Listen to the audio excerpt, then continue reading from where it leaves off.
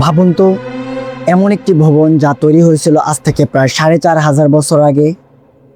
এটি তৈরি করতে কোনো ক্রেন, কোনো আধুনিক যন্ত্র ব্যবহার করা হয়নি। এমনকি সেই সময়ে কোনো বিদ্যুৎও ছিল না। তবে তাও এখন পর্যন্ত এটি পৃথিবীর অষ্টম আশ্চর্যের মধ্যে অন্যতম। কিন্তু প্রশ্ন হলো এটিকে আদৌ মানুষ তৈরি করেছিল, নাকি এর পিছনে রয়েছে এমন কোনো রহস্য যা আজও আমাদের কাছে অজানা? সো হ্যালো গাইস, আজকের এই সম্পূর্ণ ভিডিওটি জুড়ে আমি মোহাম্মদ রুমি পাবেশ রয়েছি আপনাদের সাথে।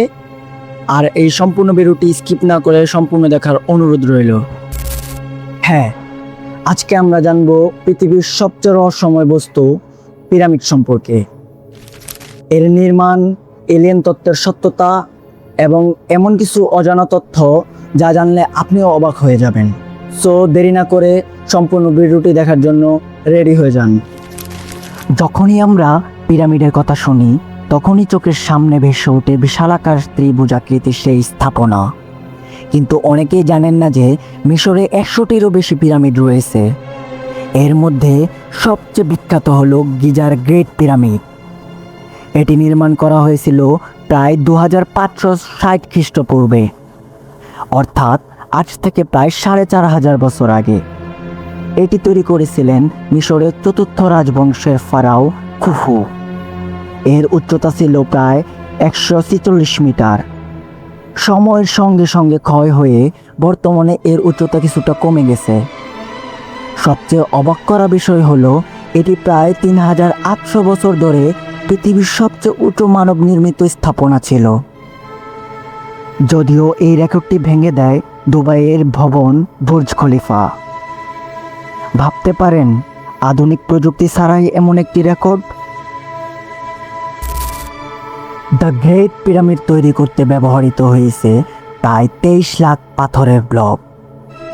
প্রতিটি ব্লকের ওজন গড়ে ২ থেকে ১৫ টন পর্যন্ত।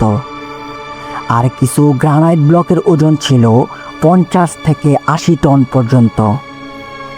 এখন প্রশ্ন হলো, এত ভারী পাথর মানুষ কিভাবে বহন করেছিল? প্রত্নতত্ত্ববিদদের মতে হাজার হাজার শ্রমিক কাঠের স্লেজ ব্যবহার করে পাথর টেনে আনতেন। বালুর উপর পানি ছিটিয়ে ঘর্ষণ কমিয়ে তারা সহজে পাথর সরাতে পারতেন। এরপর বড় বড় র্যাম্প তৈরি করে ধীরে ধীরে সেই পাথরগুলো উপরের দিকে তোলা হতো। শুনতে সহজ মনে হলেও বাস্তবে এটি ছিল হাজার হাজার মানুষের বহু বছরের কঠোর পরিশ্রম, পরিকল্পনা এবং দক্ষতার ফল। অনেক সিনেমায় দেখানো হয় পিরামিড বানিয়েছিল অসংখ্য দাস, কিন্তু আধুনিক প্রত্নতাত্ত্বিক গবেষণা ভিন্ন কথা বলে। পিরামিডের কাছেই শ্রমিকদের থাকার জায়গা, রান্নাঘর, চিকিৎসার প্রমাণ, এমনকি কবরও পাওয়া গেছে। যদি তারা শুধুই দাস হতো, তাহলে তাদের এত সম্মান দিয়ে সমাধিস্থ করা হতো কেন? গবেষকদের মতে এরা ছিলেন দক্ষ ও প্রশিক্ষিত শ্রমিক, যারা রাজকীয় প্রকল্পে কাজ করতেন। অর্থাৎ সিনেমায় যা দেখি, বাস্তব ইতিহাস তার চেয়ে অনেক আলাদা। সেই সবচেয়ে বিতর্কিত প্রশ্নে অনেক মানুষ বিশ্বাস করেন মানুষ এত নিখুঁতভাবে পিরামিড তৈরি করতে পারত না। তাদের মতে এটি এলিয়েনদের কাজ। এই ধারণার কারণ কি? প্রথমত, পিরামিড ৪টি দিকের সঙ্গে অত্যন্ত নিখুঁতভাবে মিলিয়ে নির্মাণ করা হয়েছে। দ্বিতীয়ত, এত বিশাল পাথর কিভাবে তোলা হয়েছে সেটি এখনও পুরোপুরি নিশ্চিতভাবে ব্যাখ্যা করা যায়নি। তৃতীয়ত, এর ভেতরের কিছু কক্ষ এবং সরুপথ এত নিখুঁতভাবে তৈরি যে অনেকেই এটিকে আধুনিক প্রকৌশলের সঙ্গেও তুলনা করেন। কিন্তু এখন পর্যন্ত এমন কোনো বৈজ্ঞানিক প্রমাণ পাওয়া যায়নি যা দেখায় যে এলিয়েনরাই এটি নির্মাণ করেছেন। বরং প্রত্নতাত্ত্বিকরা ধাপে ধাপে এমন অনেক প্রমাণ পেয়েছেন যা দেখায় প্রাচীন মিশরীয়রাই অসাধারণ প্রকৌশল দক্ষতা ব্যবহার করে এটি নির্মাণ করেছিলেন।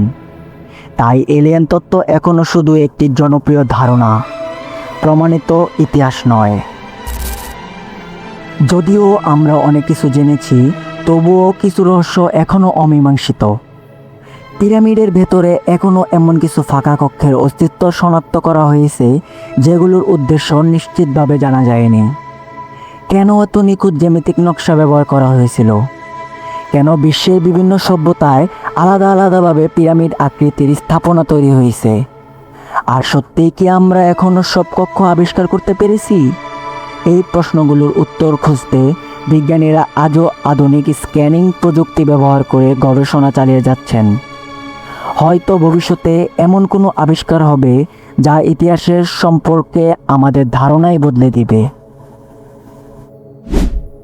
মিশর পিরামিড শুধু একটি সমাধি নয়, এটি মানুষের মেধা, পরিকল্পনা, গণিত এবং প্রকৌশলীর একটি অসাধারণ উদাহরণ। তবে এর কিছু রহস্য আজও আমাদেরকে কৌতূহল করে তোলে। আপনি কি মনে করেন, পিরামিড কি কোনো মানুষের দ্বারা তৈরি, নাকি এর পিছনে রয়েছে অজানা কোনো সভ্যতার হাত? আপনার মতামত কমেন্টে জানান। ভিডিওটি ভালো লাগলে লাইক দিন, বন্ধুদের সাথে শেয়ার করুন এবং আপনার মূল্যবান মতামত কমেন্টে জানান। আর যারা যারা ইউটিউব থেকে দেখছেন অবশ্যই সাবস্ক্রাইব করতে ভুলবেন না, এবং ফেসবুক থেকে দেখে থাকলে অবশ্যই ফলো বাটন ক্লিক করে রাখবেন। দেখা হচ্ছে পরবর্তী ভিডিওতে। ধন্যবাদ।